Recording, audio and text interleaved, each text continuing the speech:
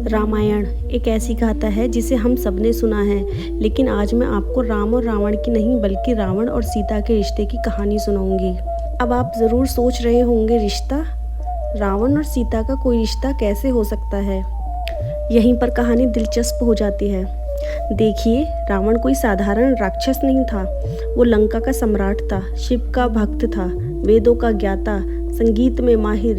लेकिन उसकी एक ही कमजोरी थी, उसका अहंकार। और वही अहंकार उसे ऐसे रास्ते पर ले गया जहाँ से उसका लौटना नामुमकिन था। कम लोग जानते हैं कि सीता माता, जिन्हें हम जनक नंदिनी कहते हैं, उनका जन्म बड़ा ही रहस्यमय था।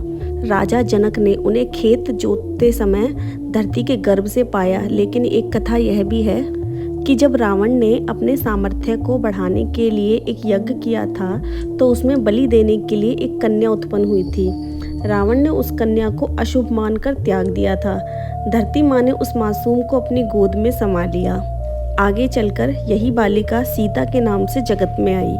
सोचिए, जिसे रावण ने त्याग दिया था, वही आगे चलकर उसके विनाश का कारण बनी। अगर इस कथा को माने तो रावण और सीता का रिश्ता पिता और पुत्री का था। यानी जिसे वो अपनी बेटी मान सकता था, उसी को उसने अभिमान और वासना के वश में होकर अगवा कर लिया। क्या यही उसकी सबसे बड़ी गलती नहीं थी? कल्पना कीजिए, एक तरफ राम हैं जो धर्म और मर्यादा के प्रतीक हैं, और दूसरी ओर रावण है जिसने ज्ञान और शक्ति तो पाली, लेकिन रिश्तों की मर्यादा भूल गया। यही कारण है कि उसका सारा वैभव, सारी शक्ति, उसका अहंकार, सब कुछ अंत में राख में बदल गया। रामायण हमें एक गहरी शिक्षा देती है।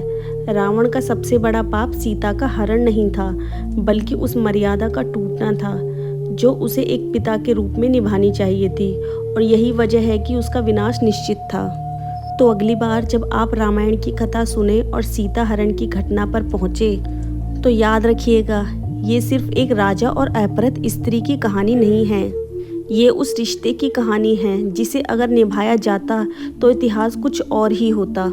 लेकिन अहंकार ने सब बदल दिया। रावण और सीता का रिश्ता हमें सिखाता है कि ज्ञान, शक्ति, साम्राज्य से बड़ा है रिश्तों की मर्यादा। और जो मर्यादा तोड़ेगा, उसका अंत रावण की तरह ही होगा। यही है रावण और सीता की अनकही कहानी। अगर आपको हमारी वीडियो पसंद आई हो तो लाइक करें और चैनल को सब्सक्राइब करना ना भूलें।